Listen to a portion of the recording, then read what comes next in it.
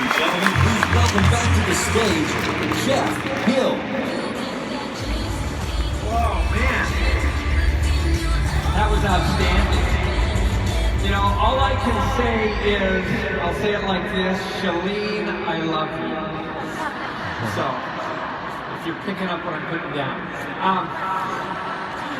Okay, enough of that. You know, it's, just maybe a side note before I bring out this next group. You know, Jeff's on stage, Jeff Matthewson, and you might have noticed his curly locks, and I know some people say, what's with the long curly locks? And he is growing his hair in order to donate it to a group. And it's just kind of one of those little small things. It's like at that point now, we're going, Jeff, are you ever going to lose this hair? And he's got that much more. And then he gets to donate it. And it's one of those cool things, the type of people that I get to work with, where they're always doing something about somebody else and making a difference. And so we love Jeff's curly locks. So pretty excited about this next part of our program as well. We have three coaches that I'm going to introduce to you. And they have been hand-selected for several reasons. One, because they've been very successful in their business. And two, because they haven't been in the business for a long period of time, 3 years or less. And the reason we picked them, that age group, if you will, or that seasoning as a coach, is because one, they've shown what can be accomplished in 3 years or less, and two, they're still new enough that they can relate to newer coaches and kind of say, this is what I'm doing, this is what success looks like for me. So if you'll please help me welcome to the stage 7-star diamond coach from Minneapolis, Minnesota, Molly Asplin. 9-star diamond coach from Mount Pleasant, South Carolina, Moira Kusaba. And from Kansas City, our newest superstar diamond coach, Ruth Schroner.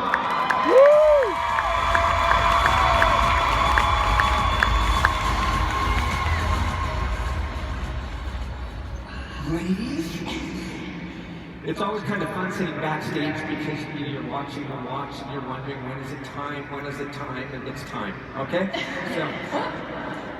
So let's jump in, and again, just by way of introduction, these ladies have all just done some incredible things in their business, but just by quick introduction, let's just share how you came into the coaching business, how did you come to be here? So let's just kind of go from Molly and then Moira. Sure. So as Jeff said, I've been coaching just over 2 years, and I started coaching primarily because I fell in love with accountability groups.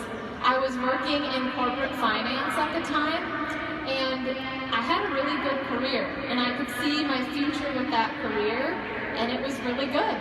I'm married to my husband Steve, and financially we were secure. So this isn't an opportunity that I needed, but it's an opportunity that I wanted, and I knew the coaching behaviors just made me feel really fulfilled. So that's what got me started. Thanks. Gosh, our stories couldn't be more opposite. I mean, sitting here today, looking back on just 2 years ago, my life has changed just in every single way. So 2 years ago, I had opened up, or I guess I should say 3 years ago, I had opened up a cold pressed juice company because I had always had this passion to help people in their lives and to, bring health into the community and to create change. And as glamorous as that looks like on the outside, to own your own cold pressed juice company, if you've ever owned your own business, it owns you, And I was a mom of 2 littles, and I was working an obscene amount of hours, and I was, the marketing department, the branding, the boots on the ground, the investors, just your everything. So your coach relations, don't ever complain about coach relations, because you have to do it all. And ironically, I was at my unhealthiest. That business had just run me into the ground. It had run my marriage into the ground. I hadn't been at a school play or a class party in over a year. My friendships were broken. My relationships were just broken. And I love to point this out that during this time I had been a challenger. And I was the world's worst challenger. So don't give up on anybody. I never showed up, I never posted, I would not sign up for a discount because I wasn't getting involved in that pyramid scheme. And she kept asking me about coaching. And I finally said yes, because something told me inside me that I wasn't going to be able to show up for myself until I showed up for other people. And so I stepped into it truly to be put back together again. Great. And just for the record, both Moira and Molly have been with Beachbody for about 2 years. Ruth, about 3 years ago, I think we just celebrated your 3-year anniversary, but how did you happen to run into Beachbody, if you will? Yes, this, especially sitting here, so if you're sitting out there and wondering, this moment was never on my radar, especially 3 years ago, because I was a completely different person. I think you would look at my life 3 years ago, my husband and I, and you would see our situation, you'd think that we had it all figured out, all put together. I had a master's degree in instructional design, so online training, and he's a veterinarian who was going through a residency for surgery at that time. So outside looking in, we had it figured out, right? The American dream. But the dream was more of a nightmare, because underneath those advanced degrees, we had $250,000 of student loan debt. And it was crushing our marriage. I thought about being a stay-at-home mom in the future and bringing children into our family. It terrified me. It really terrified me.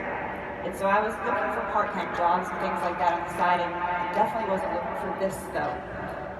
But what was happening on top of this, I was also going to my career. I really wanted to move forward in my career, but kept hitting dead ends. And I'd come home every night and say, is this really it? Like, I did the whole master's thing, but this is all there is. I'm unfulfilled.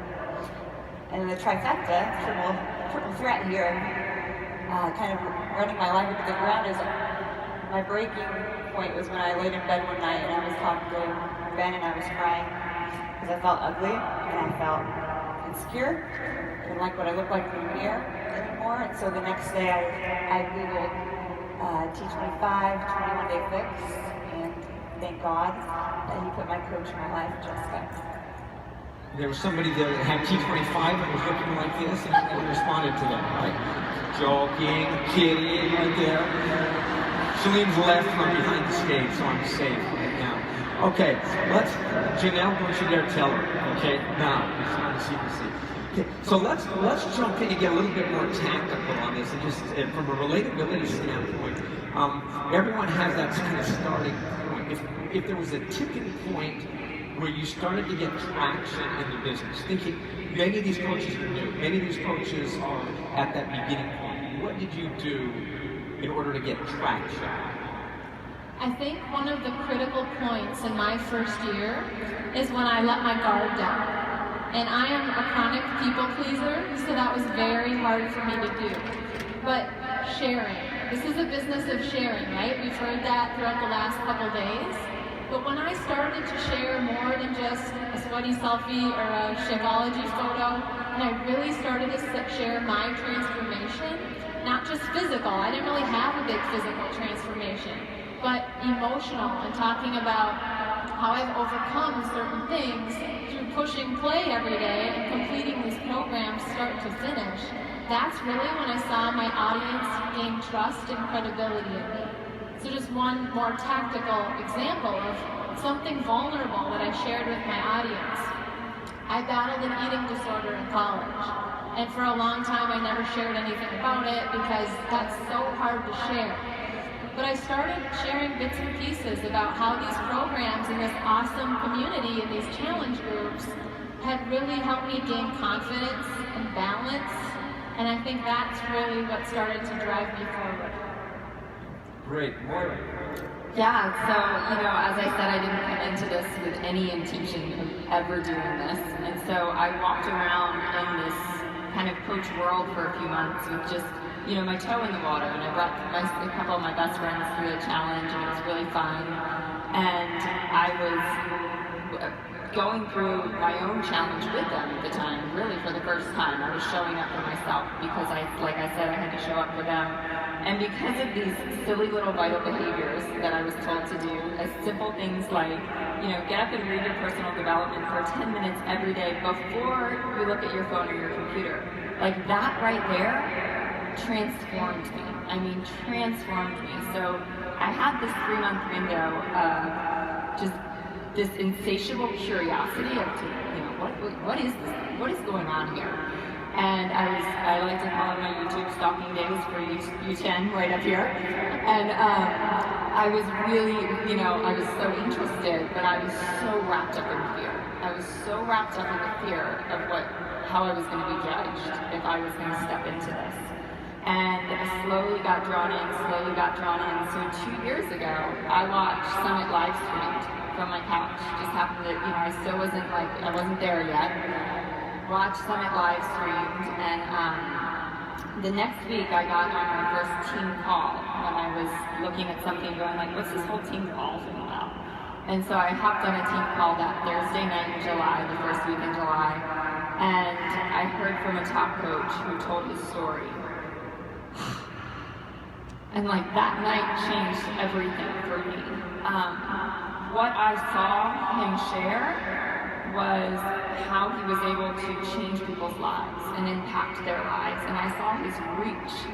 And I saw him doing in people's lives what I'd wanted to do my whole life. And I saw how he was able to have all of his family's dreams come true and how his family was impacted. And then I saw the business opportunity too.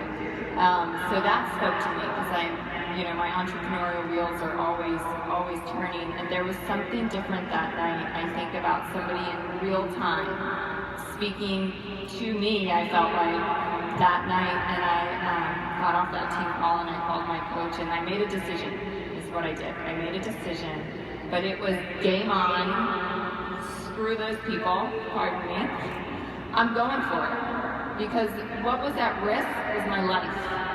I was going to live in mediocrity and fear of being judged for the rest of my life, or I was going to take a chance on that. I was going to take a chance on a life like that. Fantastic. Ruth. So I think for me it was my transformation, but it wasn't the physical transformation. So we have some amazing before and after photos that come from Beachbody programs. And I'm just going to be really honest, that doesn't mean anything if the inside isn't changing. You're just going to be an empty shell if you don't change from the inside. And so as I actually, I went through the program, I got the abs I never thought I could have. I literally weighed what I weighed when I was in 8th grade, which was insane. And I had these stupid extra small spandex young shorts. And this was about 4 months into coaching. And I'll never forget, I was in my living room, taking my ears off.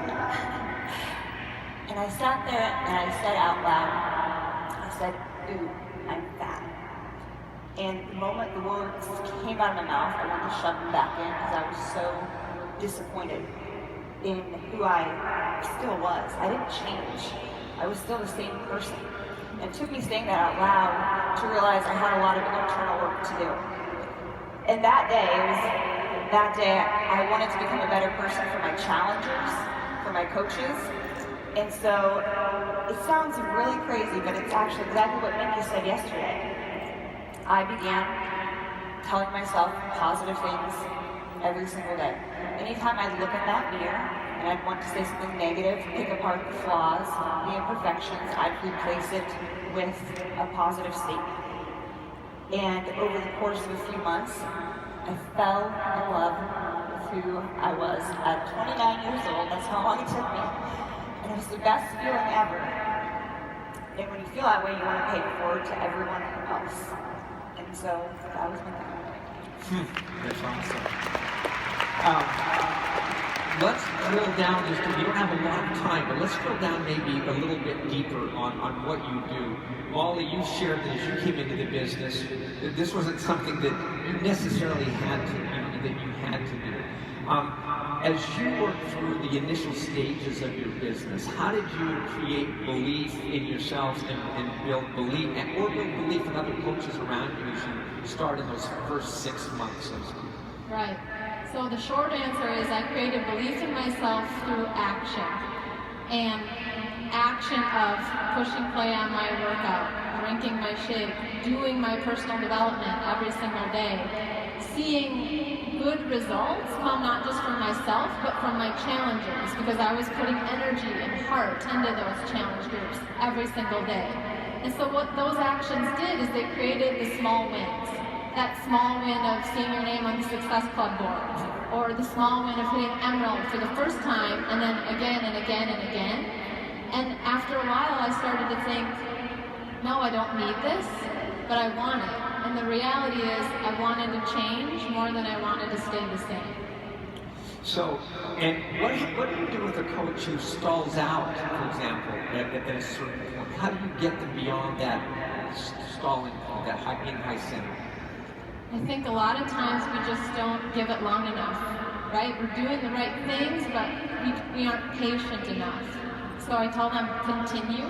Maybe you need to go in below the surface and really share the deeper stuff like I talked about earlier. But the things that get you to diamond are the same things that got you to emerald. It's just doing it again and again and again. It really is a business of fundamentals and repeating those consistently and getting better at them as you move along. Moira, we've talked a little bit before this about the power of vision and how that's played a role in your life. And we talk about it all the time, but if you were to say, yeah, there's vision, but then there's vision that drives everyday activity. Talk about that a little bit. Absolutely. As my team knows, I think vision is really the foundation of all of this. We talk a lot in coach trainings about our why, and I think vision just takes it a little bit deeper. I do this actually on every GSR call. I ask my coaches to do this activity. I heard it on one of those YouTube videos, and I followed directions, and I went home and did it. And what was the question that was posed was, as a new coach, if you had no time limitations or financial limitations in your life, what would you create? Knowing that that vision could become a reality in 2 to 3 years. And I went home, and I'm not a journaler, I'm not a writer, I don't do that kind of stuff, but I just took out a pen and a piece of paper, and I didn't think about it, and I just started writing. And I started with things like, just so happens that the first sentence actually says I'm a 2017 top 10 elite coach on stage at Summit. I thought you were going to be Carl, though. It does say Carl thing. I didn't know you were going to. But that's what it started with, because that's where I knew to start. But the pen kept going. And what it went on to talk about was what the relationship with my husband looked like. The kinds of kids that we were raising, the freedoms that we could afford them, the places we were going to travel, what we were going to do in our spare time, the team that I was going to build, and what those women looked like, and the change that we were going to make in the world. And, no financial limitations. What am I going to do in this world? What am I going to create? What am I going to start? What am I going to build? Where are we going to go? And what that looks like. And so you ask me, how does that translate to, pushing me every day? Well, I can tell you I read it every single morning as part of my morning process, every single morning. And so it is smack dab in front of my face every single day. And when I used to pull out that business activity tracker, and I didn't want to invite, I didn't want to post, I didn't want to follow up, I didn't want to do all the little tiny things that are going to compound into my success, that dream was on the line. My life was on the line. That huge world that I saw that was potentially mine in 2 to 3 years, that's what was at stake. It wasn't a commission. It's a little bit like I shared earlier this morning, this definition of grit. Those that have grit, this perseverance, have this very, very deep understanding of what they want and reconnecting with that. And that's the piece that drives that. Okay, Ruth. I'm sorry. Yes. I think just answer that very same question. Interesting. So another question. We talked about this before, and it caught me off guard at first. But you described this as people need to look at this more as a job, and that caught me off guard because people are saying, "No, I don't want this to be a job. I want it to be something more." But you added a great nuance into that I think is worth sharing. Right, so when I came into this, I was looking for a part-time job, not this one necessarily, but I thought, what the heck? Because when I looked at this, and I looked at the opportunity for growth in this, I truly thought to myself, like, okay, let's go in for 2 years and just see what happens. Worst case scenario, I lose weight. Best case scenario, maybe I make $500 a month. Maybe someday I'll make my full-time salary at my old job. And I came into it though knowing it was going to be challenging and going to have obstacles and struggles. And so I chose to look at it in terms of, what if I looked at my vital behaviors every day and I acted like my boss was standing behind my desk watching. I was getting a performance review. Because we all go to a job, or we used to, or some of you still do, so you're going to a job every day and working for someone else. What if you worked that hard on your Beachbody business in your free hours? Because I had a full-time job when I began as well. So I'd spend my lunch break, I'd spend a few hours after work, as many as I could, working on this business and doing the vital behaviors and kind of auditing myself in terms of, when is your next challenge group start date? Have you been posting your fitness journey online? Are you inviting to your next challenge group start date? Going through that checklist of the things that were non-negotiable. Because, you know what? When you're a new coach, it's so scary, right? That first transformation photo, I posted it, texted my sister, please go like something on it. It's terrifying, and I didn't want to do it either, but I took kind of the emotion out of it by looking at it as a job, and a checklist, and if my boss is watching what I was doing, would I get fired, or was I going to have a job in 2 years?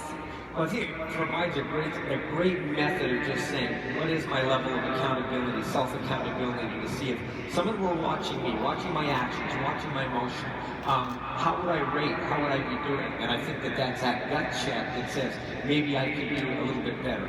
Okay, we're out of time, but we're still going to do this little speed round, okay? So, 3 questions, 1 word, if you can, okay? The biggest mistake that new coaches make. Following other coaches and not doing the work themselves. You guys never keep it to 1 word. Okay, Moira. Thinking. Too much. Think less, post more. Think less, invite more. Think less, follow up more. Think less, do more. Thank you for that 1 word. Okay, Ruth. I need to have this little buzzer on the chair, just do something. Not taking action. Not taking action. Just kind of waiting. Someone's getting ready to get ready. Okay, second question. The simplest activity with the greatest return. Sharing your transformation photos. Sharing transformation photos. Where? Talking to people, building relationships. Say that again. Talking to people, building relationships. Building relationships. Okay, Ruth? I don't like being last. This isn't fair. I don't think it's simple, but the greatest return being yourself, being authentic to you, your journey and your story. Okay, last question. 1 word. Describe Carl Deichmann. Relentless. Passionate. Authentic.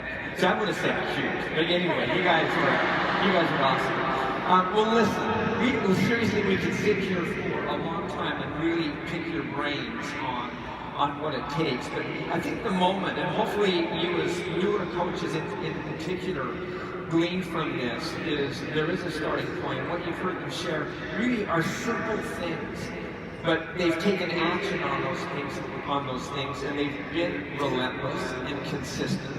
And those are the things that drive success over time. And they're here because they've done that consistently for 2 short years, for 3 short years.